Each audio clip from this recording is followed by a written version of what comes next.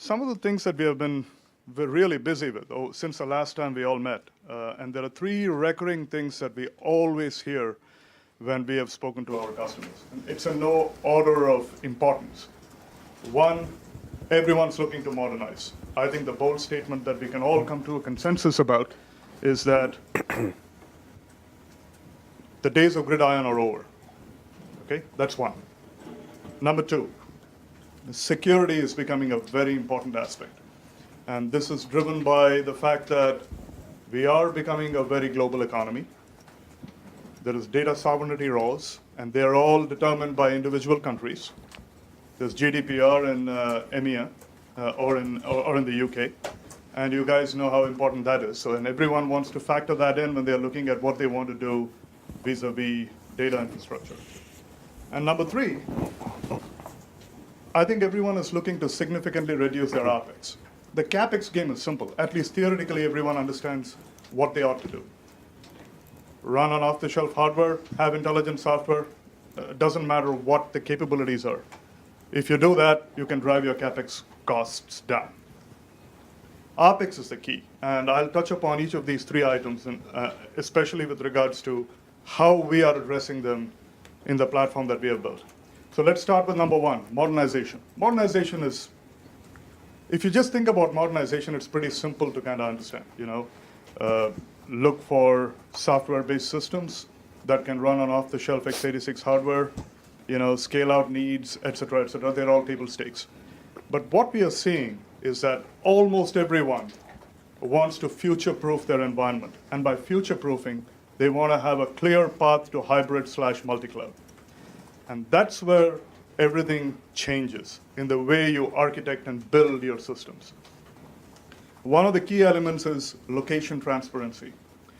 We blur the lines between on-premise and cloud, which means when you deploy your systems, you should not distinguish between an on-site data center and a public cloud environment.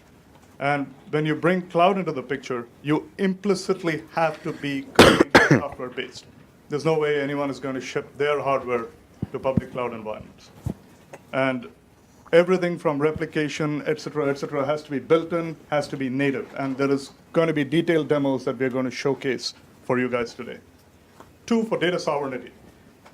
You want to take a step back and look at how key technologies have been delivered in computer science. There is a problem that is identified to be a problem. There is a solution that is put together. And for the first few years, it's very naive in its implementation. But over time, it evolves and becomes declarative in nature.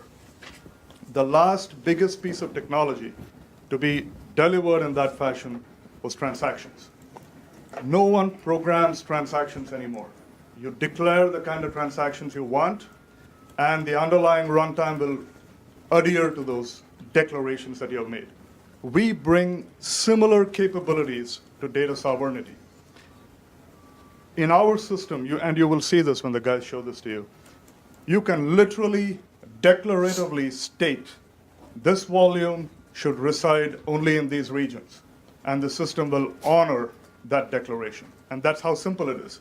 In fact, when I was doing this kind of role play to myself in front of the mirror, I figured that the build-up takes a lot more time than to actually deliver that capability through the system. And you will see this. It'll probably take you 10 seconds to declaratively state for this volume, the data should not cross these boundaries. So that's number two. Number three, OpEx. Right from day one, our vision, well, I would say 100%, but let's be conservative here. If I could take up 75 to 80% of all the data in the data center, I'll go home a happy man. This is encompassing primary and secondary workloads. In fact, some of the work that we have done in the secondary space, it's really interesting because we have done it in a both revolutionary and evolutionary fashion. Our backup capabilities can reside with existing solutions, and you could also completely rip and replace whatever you have and go completely with Hedwig. And we will show you those capabilities today. So having said that, I will go out on a limb and make a very bold statement. I believe what you guys are going to see today is perhaps the most comprehensive data management solution the world has ever seen. I'll give you guys 2 hours after you've seen everything to either agree or disagree with me. It's been a fantastic ride the last 2 years since we last met in building these capabilities, and I hope you guys enjoy it as much as we all have enjoyed in putting this together. So having said that, the agenda is going to be pretty straightforward. We're going to make it very, we're going to build the idea over time in the next 2 hours. First, we give you an overview of what the product does. We did it last time, and my buddy Bharat is going to do that. I don't think there's anyone better than him to do that at this stage in the company. And we're going to follow it up with a bunch of very, very interesting demos. Multi-hybrid cloud capabilities. You will see how we can provide that natively. We have this whole concept of converged backups and how we can do snapshotting within the system as simply as just a few clicks on as many volumes that you might have in the system. And these are all really groundbreaking technologies in my mind. I hope you will agree with me after you see them. But having said that, I'm going to hand off the mic to Bharat, and he'll take you through the overview. All right. Hi, everyone. My name is Bharat. I was one of the early engineers at Hedvig. The goal of this talk is basically to set the stage for the coming demo sessions. We have a lot of things to show you today, but the underlying theme that would be there across all the demo sessions would be this distributed storage platform that enables us to do what we do. So I'm going to talk to a few salient points of the architecture and how it kinds of all fits together. Right? For those of us who have been with us before, it's going to be like a refresher talk. So feel free to jump in and answer any questions that others might have. No, it's just, yeah. All right. So let's just dive right in. So this is how the Hedwig architecture broadly looks like. So it's broadly, it's a two-tiered architecture. You have the compute tier, where the Hedwig storage proxy resides, and I'll talk about why it's called that and what it does. And then you have the storage tier, which is basically Hedwig software deployed on commodity x86 servers that talk to each other and form this distributed storage cluster. Right? Currently, we have customers that are running at least 3 or 4 different hardware vendors. So safe to say that we are hardware agnostic. You can, in fact, replace these servers with instances in the public cloud, be it Amazon, AWS, Microsoft Azure, or GCP. In fact, you can go a step further and have a Hedwig cluster that's either entirely on-prem, entirely in cloud, or a mixture of these. And in fact, the next demo session will specifically showcase this. Right? Coming back to the Hedwig storage proxy, it's basically the gateway to the entire cluster. Right? Its purpose is to route requests from the client to the appropriate nodes in the cluster. That's why it's a proxy. Its primary purpose is protocol translation. So it masquerades as either an iSCSI target, NFS server, or an S3 server. We support both S3 and OpenStack Swift for object storage, but I'm going to use S3 interchangeably with object store. In virtualized environments, based on whether it's hypervisor-based or container-based, the proxy is going to be deployed as either a VM or a container. We are hypervisor agnostic, so the hypervisor can be ESX, Hyper-V, KVM, what have you. On bare metal, the proxy is deployed as a KVM instance. Right? So there is a proxy per host, and the proxy is responsible for all the client apps residing on that host. And as you add more hosts, each of them will require a proxy. There is no crosstalk between proxies. They're all independent of each other, and which is what allows the compute tier to essentially scale linearly. Right? The proxy is logically a single entity, but it's deployed physically as an active-passive HA pair for high availability. Any questions over there? Are there 2 proxies per host for HA? Or for HA, physically, yes. So if I have one host, I have 2 processes running for HA? Yes, but active-passive. Okay. So the storage tier. So the storage tier is basically this distributed storage cluster, right? From it, we export one fundamental abstraction that we call a virtual disk. Right? This virtual disk is then export it to the proxy, which then exposes it to the client as an iSCSI LUN or an NFS share or an S3 bucket. Right? So all the protocol translation happens northbound from the proxy to the client, whereas once it traps those requests, it will make the appropriate RPC calls to the backend. Right? So it's all protocol agnostic once you go beyond the proxy. So what this allows us to do is have complete protocol consolidation on a single platform. The second thing is what we have done is expose a set of standard enterprise-grade features like deduplication, compression, encryption, all at a virtual disk level. So for example, Bharat, did you say each storage server supports is a virtual disk or a group of them, or? yeah, so the whole cluster as such exposes the abstraction of a virtual disk. And then we'll see how, when you start consuming it, how it actually spreads it across the cluster. So it's the whole cluster. So this is, so for example, if a storage administrator wants to provision storage, he basically creates a virtual disk. So this is the Hedvig GUI landing page for provisioning a virtual disk. So you have a slew of options. I'm not going to go through all of it, and you're going to see it again and again in the coming demo sessions. But as you can see, we have options like compression, encryption, deduplication, all at a virtual disk level. Right? So the approach that we have taken is that it's the app developers who have knowledge of their apps and can tell us whether they require deduplication, whether they require encryption, compression. And you can tune all of it on and off on a workload level. And the workload basically maps to a virtual disk. Right? So this allows our platform to be application aware. And it's a replication data protection solution rather than? Yes, it's a replication data protection solution. A question on the proxy side, and I saw in the picture you had a hypervisor with VMs, and you had the proxy in there. Yes. And that proxy can deliver multiple protocols, and that's right. So that's where I assume that's where like the endpoint for the protocol would be for the applications to hit. On the applications. So if that's NFS, for instance, and there's no crosstalk among these proxies, again, multiple hypervisor Yes. hosts. Does each one have a separate NFS address, and do they have to go over the network to talk to each other? I'm trying to. So, You want me? yeah. Think of it this way. Each of these proxies, they masquerade as an iSCSI target and NFS server. The VMs, when they want to get to their storage, will always talk through a local proxy.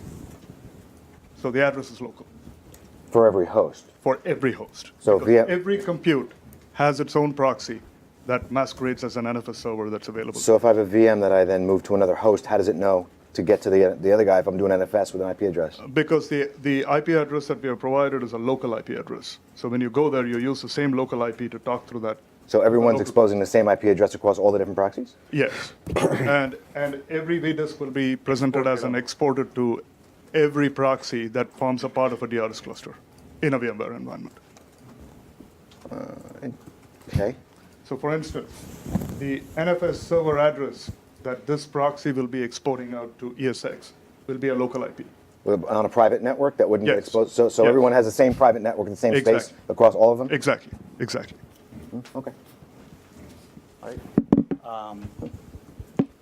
On your virtual disks, the deduplication is per virtual disk and not across everything in the storage cluster? No, so it is global deduplication. Okay. You can toggle it on or off at a virtual disk level, but eventually it's going to be like global deduplication across the virtual disk. In fact, if you go back to this, like I mentioned, this since the storage cluster only thinks of everything as a virtual disk, and the protocol talk happens northbound. If you have a virtual disk which is blocked, and you have a virtual disk which is NFS, and you have, say, deduplication enabled on both of them, on the back end, you'll have deduplication across both of them. So you have deduplication across protocols at the back end. One thing that I would like to specifically go into is replication policy and replication factor. Like I said, the data protection is through replication currently. Replication factor is simple enough. It's basically the number of copies you need to maintain for every virtual disk. We support anywhere between 1 and 6, with 3 being the default. The replication policy gives provisioners control over where these replicas reside. Right? So for example, the default replication policy is agnostic. So that's what you see highlighted in default. Right? Agnostic means I don't care where my replicas reside. So let the system decide where it should appropriately place those replicas. But say you have a cluster that spans a single site, but multiple racks. In that case, you can choose to have a replication policy of rack aware, in which case you can say that I want my replicas to reside across different racks. Right? So this gives you higher reliability guarantees, because even if an entire rack goes down, the client will still not see any downtime. Right? And then you can go a step further, and if you have a cluster that spans multiple sites, you can choose what we call data center aware, and then so the system will place replicas on different data centers, and you get to choose exactly which data center or site you want a virtual disk replicas to reside on. So this goes back to what Avinash mentioned, which is the ability to kind of allow the customers to specify data sovereignty, right? So we call it declarative data sovereignty. And from a technical point of view, it's pretty simple in terms of you're getting higher reliability guarantees because you are placing the replicas across different sites. But from a business point of view, again, with the whole mandate of European GDPR and restriction about how data flows across borders, and IT administrators being asked exactly where my data resides in case my cluster spans multiple sites, this gives you complete control over data placement even if your cluster spans multiple sites. Right? So in essence, you have a platform which is programmable. So the APIs that it exposes, which the proxy uses and which, for example, the Hedvig GUI uses, is all something that provisioners can script against. So you can automate provisioning of storage assets, and all other orchestration is extremely seamless. You have a platform that allows you to perform granular provisioning of policies at a workload level. It is natively multi-site, so you don't need to spawn 2 clusters and tag on any replication between these sites. You can have a single cluster that just spans sites and choose policies as appropriate for your workload. And you have basically complete protocol consolidation, again, on a single platform. Right? So the obvious advantage of that is ease of management, but there are other benefits, like, for example, what I talked about, which is deduplication across protocols, because you have 2 workloads, completely different protocols, but using the same abstraction of a virtual disk at the back end. One more point I would like to make with respect to this protocol consolidation that Bharat just mentioned. You would be surprised how many customers went in our direction just by virtue of the fact, this goes back to the OpEx reduction. You just don't have to train your folks to use different platforms for different needs. You use Hedvig, you can treat it as your SAN, you can treat it as your NAS for virtual environments. The virtual disk can be consumed as an S3 bucket, so you can even treat it as your object store. And no matter what the protocol, the same policies apply. So it makes it very simple for you to kind of train your folks and have them use it per their needs. Right. So, so now I'm going to take a different direction and kind of go deeper into the architecture and talk about the building blocks of the system, and then eventually tie it all together by explaining how IOs happen in the system. Right? So the first important abstraction that we have is what we call containers. So this is a very specific to Hedvig term. And so let's see what necessitates the requirement of a container. Say you have a 10-node cluster. Right? And say you provision a single vDisk, a virtual disk, of size 1 terabyte. And let's go with the defaults for simplicity. So say agnostic and replication factor of 3. Right? One way you could do this, you could satisfy this requirement is just say choose nodes 1, 2, 3 as the replicas for this virtual disk. So as you write to this virtual disk, all the data is being written only to nodes 1, 2, 3. So as you fill up the disk, you have 1 terabyte on node 1, 1 terabyte on node 2, and 1 terabyte on node 3. Right? That's one way you can satisfy it. The problem is you have a 10-node cluster, but you're not utilizing all of it, right? Both in terms of performance and capacity. So what we do is we chunk this virtual disk into homogeneously sized pieces that we call containers, and then assign replica sets at a container level. So since it's 1 terabytes and we use a container size of 16 gig, you essentially have 64 containers for this virtual disk. What this then enables us to do is, for example, assign nodes 1 to 3 to container 1, right?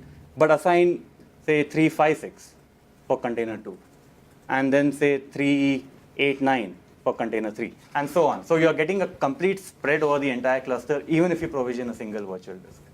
Right? So this spread helps in the fact that you won't have a single node that's kind of a bottleneck while you're writing into, even say it's just one virtual disk.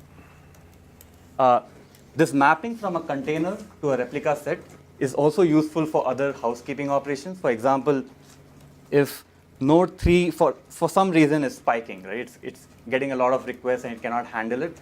What we'll do is, and this happens internally, we will change the replica set for some of the containers that lie on node 3 and just replace it by, say, 4 here, and then 7 here, and say 6 over here, right? So you're spreading the containers from a node to just different other nodes.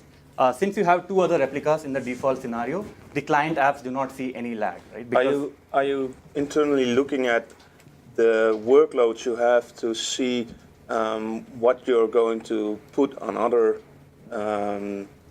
nodes? So is there an algorithm that looks, okay, this is what's spiking at the moment, so let's put it somewhere else? Yes. So I'll talk about it a little bit later, but you essentially have like a subsystem that continuously monitors the health of every node, and it kind of keeps track of it, and as it sees a node not able to keep up with some ingest, and it's usually a load problem, it's going to start this rebalancing operation across the entire cluster to alleviate some of the load of that node. But it's on the node level, not on the workload level. So you're not looking at what is the problem that's giving node 3 this. So yes, so since a container maps to a vdisk which maps to a workload, it's eventually the workload that kind of gets alleviated in terms of lag. Okay. Right? But it's not specifically looking at what the workload is doing. The same logic kind of applies in case you want to scale down the cluster and say you want to move from a 10 node to a 9 node cluster. It essentially is the same operation. You're basically removing, say, node 3, and you're just replacing all the replicas for the container with any other node. So again, the same mapping kind of applies. And same mapping applies in case you have any disk failures on, say, node 3. You're basically taking some of the containers on that disk and just re-replicating it. The second is storage pools. So once a container gets mapped to a replica, and its data is going to be returned to that replica will have multiple disks, right? We recommend a minimum of 6 disks. So we group 3 of them into what we call a storage pool, and containers get assigned to storage pools, right? So what essentially happens when that node is ingesting the data for the container is its data is being striped across storage pools. So while you're ingesting data, you're getting the throughput of 3 disks during ingestion. Right? So it's just a concept that will come again, which is why I'm kind of introducing it. So it's basically a group of 3 disks across which a container's data gets striped. Are storage pools homogeneous across the cluster? They always have 3 disks? They always have 3 disks across the cluster. Right? But the media might be SSD or HDD, it doesn't matter. So a few more things. In the Hedvig design, we have a clear demarcation between metadata and data. It allows for a more clean modular design. So every node, every physical node will be demarcated into 2 logical entities, a data process and a metadata process.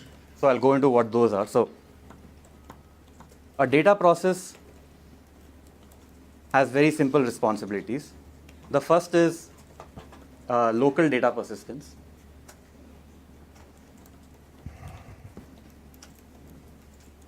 So basically, it receives data that it needs to just ingest locally, and that's where the storage pool concept kind of comes in. It kind of picks and chooses which storage pool to write the data to, and just writes the data to it. And the second thing it does is replication. So the data process has no say in who it's going to replicate to. It's told who to replicate to, right? And it just takes the data and starts replicating it. And when we cover writes, we'll get into more detail about it. The metadata process, on the other hand,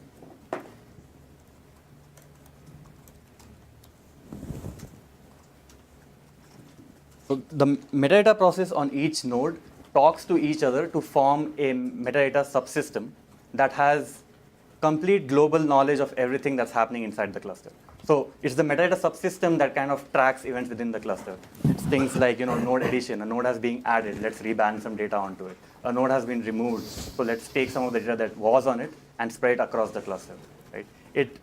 And the most important thing I guess it does is it has knowledge of every write that has happened within the cluster, and we'll see how that is used to enable things like global deduplication. Right? The data for the metadata is also partitioned and replicated, so no one node becomes a bottleneck even for metadata. Is it kept in memory or kept in a sharded SQL database or something? So it's not kept in memory, so everything is persisted. But we have a proprietary kind of database implementation that we have made, which is where it's stored. So now that we know about these basic building blocks, let's see what happens during writes.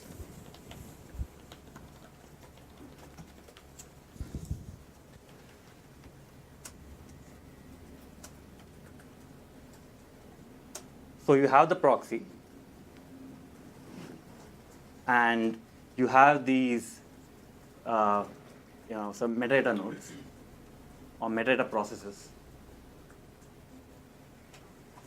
that form a subsystem here, and you have the data process,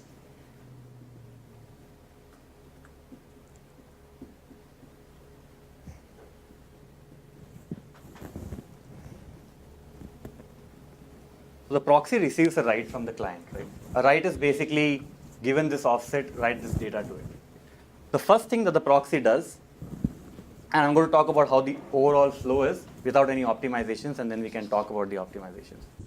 The first step that it does is, looking at the offset, it kind of figures out which container this maps to, right? A container is basically you're dividing the address space of the vdisk homogeneously, so you can directly map the offset to a container, right? There's no pre-allocation done. It's just a mapping from the offset to the container. It talks to the metadata process or the metadata subsystem to kind of ask it who should be the replicas for this container, right? And then the metadata process, looking at the current state and certain restrictions that might be for that virtual disk, like for example data center aware, replication factor, and so on. It gives it a list of replicas that should be the replicas for this container. Right? What the proxy does on a 3-node cluster, assuming RF3, all of them are going to be the replicas.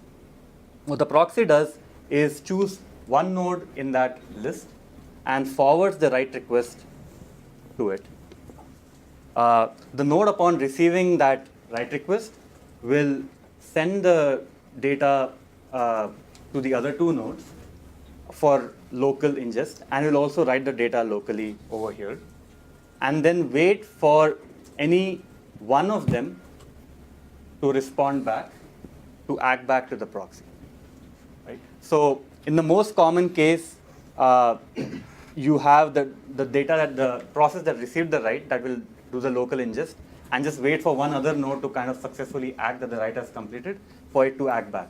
So it's not going to wait for all 3 to act back for it to complete step 2, right? So it's a best effort on replicating it thrice, but at a minimum it has to replicate twice. Right? That's mainly for fault tolerance guarantees and so on. And the third step is write the fact that this data has been successfully written to so-and-so replicas and make that atomic write into the metadata subsystem. That completes a write, at which point it acts back to the client. So that's the overall workflow for a write. As more writes happen to this container, you don't need to do step 1 because you have cached who the replicas are for that container. And that won't change unless, like I talked about, any rebalancing operation or any failure operation kind of happens. Are there any questions? That cache is kept in memory on the proxy? On the proxy, yes. So if you reboot the proxy, you start over? Yeah, so it'll have to do step 1 again for that container. Are all the writes going from one server to that proxy going to appear in the same container block? Is that? Yes, so since there's a one-to-one mapping between an offset and a container, all the write to a offset is going to map to a container. So it's a physical mapping of an offset to a block volume is going to go to some container. So it could be, for any particular system, it could be a number of containers open, for instance, that they're writing into. Yeah, so for example, so let's take a virtual disk, right? Say, again, let's take 1 terabyte, right? It's basically consists of 64 containers, each of size 16 gig, Yeah, yeah. right? So 1, 2, 3, whatever. When you write to a particular offset, you'll fall in any one of those 64. I understand that, but if I've got multiple virtual machines running in this server, each of which has their own virtual disk, effectively, right? So there's going to be multiple containers open for that proxy Yes. being written, Yes. potentially. Yes. So it's the proxy only stores a mapping from just a container to the replica set, which is like extremely small metadata. Right, right. Which is why we have actually chosen the size to be not too small, in which case you can have an explosion of metadata, and not too big so that you don't get a good enough spread. So the only thing being cached in the proxy is the metadata.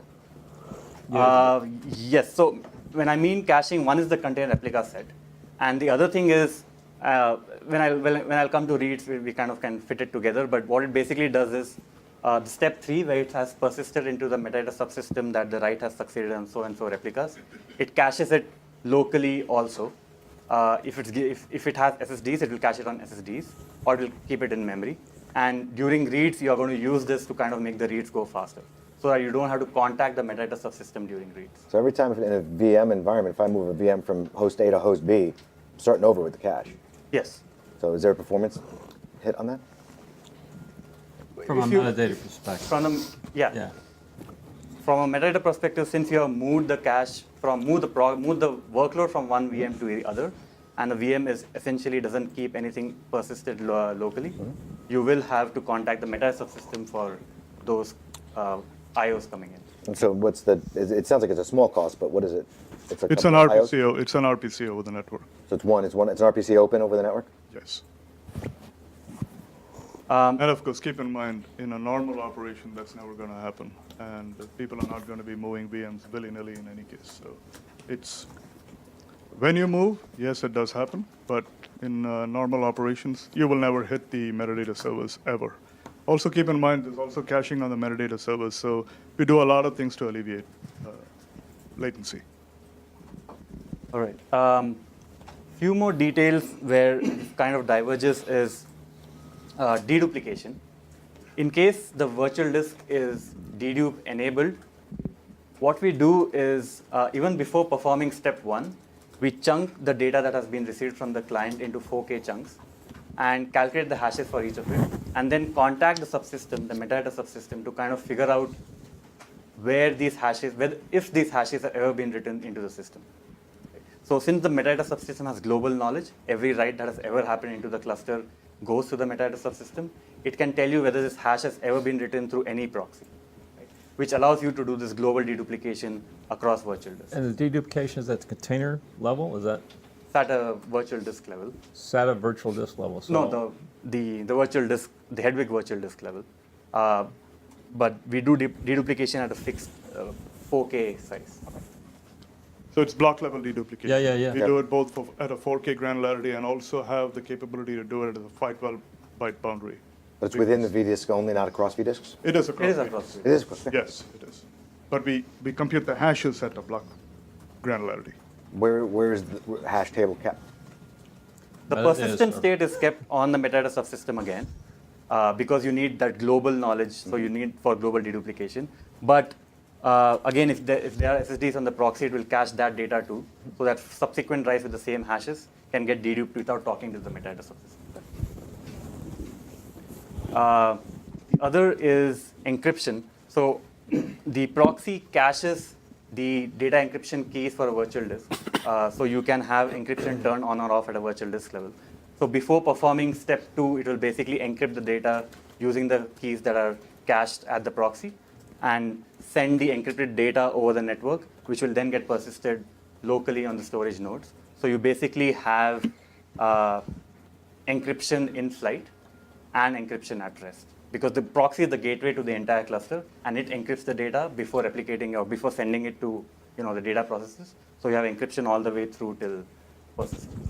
Works with does it work with external KMS servers? So Yes, so we do integrate with any external KMIP compliant KMS service. good. So One thing I wanted to add, just so that it's very clear, the deduplication where we keep the hashes, it's cached at the proxy for accelerating and reducing latency. It is spread, partitioned, and replicated across the entire metadata subsystem. So there's no limitation to how much you can dedupe or how many hashes you can have. That's why data efficiencies get better and better over time, because we can keep growing that as your data grows. So, and I may have missed it.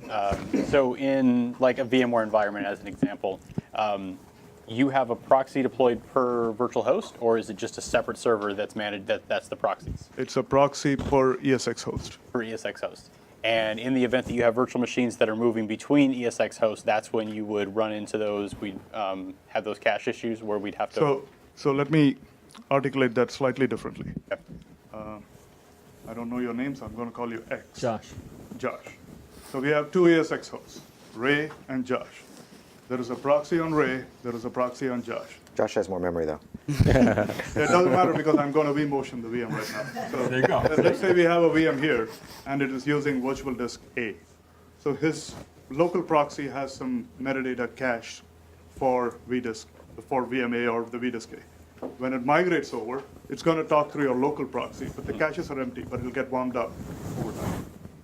Over time. yes. And the metadata is very small, so it should get, within the few IOs, it'll get warmed up. Does that make sense?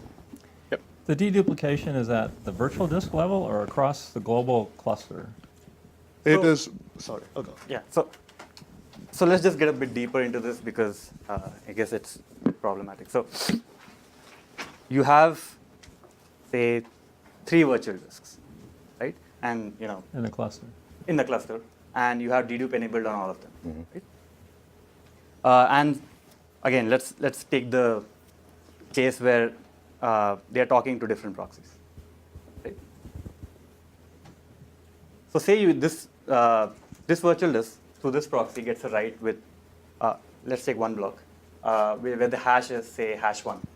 Right?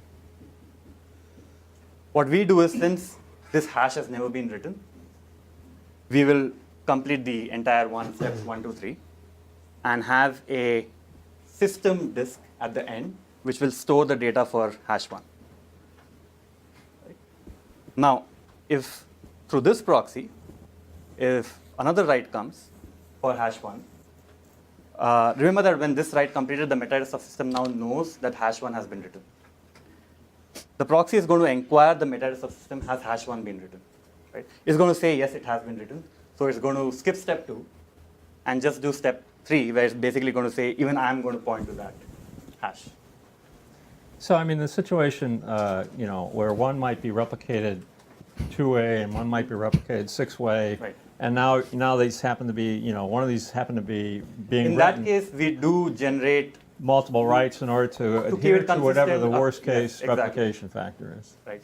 But this is exactly what, again, the abstraction of a virtual disk at a system level is what So it's allows- really global duplication, but enabled at a virtual disk level. enabled on a virtual disk level. Yes. You still need to adhere to the constraints that Right. the virtual disk has. So one of the reasons why we chose that approach, instead of making it a global system-wide property, we didn't make anything a system-wide property because there's a whole slew of data that will not lend itself to dedupe, and we don't yeah. want to get all that overhead of these hashes being persisted, et cetera, et cetera. Right.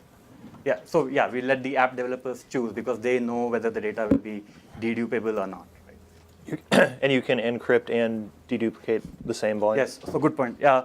So we can encrypt and dedupe the same volume, and since both of them happen at the proxy and both of them are in line, what we do is we dedupe and then encrypt. So the fact that you're encrypting will not result in a loss of dedupe savings. So that's as far as the writes are concerned. Actually, I have a question on that. So if you're deduping and then encrypting, oh, never mind. Fine. So the reads are fairly simple. So step one is, again, without any optimizations. Step one is ask the metadata subsystem where you have replicated the data, and it will give you back a list of the replicas where you have, right? What the proxy then does is choose one replica among the list of replicas based on a historical, it has a histogram of the latencies it has received from the nodes on the backend, and will choose one of them as a favorable candidate to direct the read request to, and send the read request to any one of them, which will respond back with the appropriate data, and then you will act back to the client with the data, right? So this is basically a two-step process. So this is where the caching kind of comes in, right? If you have SSDs on the proxy, you would have cached step one, you would have cached the data after step 3 of the write, which means you don't need to do step 1 because you have it locally. And in case the virtual disk is cache enabled, which is this client-side caching, and you have SSDs on the proxy, you would have cached the data blocks too after a successful write to the underlying cluster, in which case you don't need to do step 2 either. So provided the working set fits in the local cache, you have basically ensured that reads are served locally from the proxy. And since each proxy per host, and each and there's no crosstalk across proxies, as you scale the compute tier, you essentially are getting linear scaling of read performance under the assumption that a working set fits in the caches. Right? As far as coherency across the caches and the back end, all that's maintained? Yes. So every successful, so we don't do, for example, write back cache. Right? So you don't ingest into the cache and then write to the subsequent, to the underlying cluster. Only after it's persisted in the underlying cluster do we cache it locally. And in case the proxy goes down and comes back up, all those caches are invalidated and warmed up on restart. So there's no requirement of coherency since there's no persistence of caching at the proxy. So you're not going to be sharing a virtual disk across multiple hosts, for instance. I don't know why you'd do that, but that's the other. VMFS file system?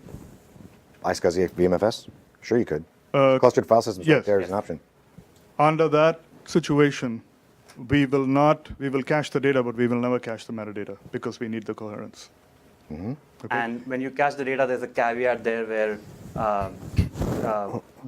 we ensure we have monotonically increasing timestamps, which will ensure that the data that you read will never be incorrect or stale. I mean, there's a lot of engineering effort that's been, the main takeaway ought to be that a lot of engineering effort has been put in to reduce latency and to make the system very performant, but we never, ever sacrifice correctness. Correctness is paramount in this system. So that's all I had. Any further questions? On your proxies, what kind of, like if I was running my proxy on a hypervisor host, ESX, am I presenting dedicated SSD to the proxy, or is it leveraging whatever just is available locally in a virtual disk on the host? It will leverage what is locally available on the host. And it can use, in case you're very resource constrained, it can use memory for just metadata caching. And it can afford to do that because the metadata is actually extremely small. But it never uses, for example, DRAM for data caching. The proxy is extremely lightweight. We do not give it a lot of resources. It doesn't require it. All it does is rerouting requests. And so it's better if you have SSDs locally on the host, in which case it can do a lot of caching. But yeah, it does, to answer your question, it does use the locally attached disks. What are the requirements of the proxy, like on a VMware? So standard is, I think it's 4 vCPUs and 8 gigs of RAM. 8 gig, that's it? Yeah, that's it. Can't believe I just said that. And when you say caching, you're caching this 4K block, or you're caching a container of data? I'm just trying to understand how, if multiple hosts are accessing the same container, reading and writing to it, and you're caching the data but not the metadata, how that maintains coherency across multiple guys going after the same container. Right. So as a host, as a proxy, so for example, writes to a container, we generate, for every write, there's a timestamp that kind of differentiates, later writes from previous. Earlier writes. writes, yeah. When we cache the data locally on a proxy, we cache it with the timestamp. Okay. Right? So say I wrote a data through one proxy, some write, it will have a timestamp T1. And I write the same data at some later time in case of a clustered file system through another proxy, it will have a higher timestamp T2, right?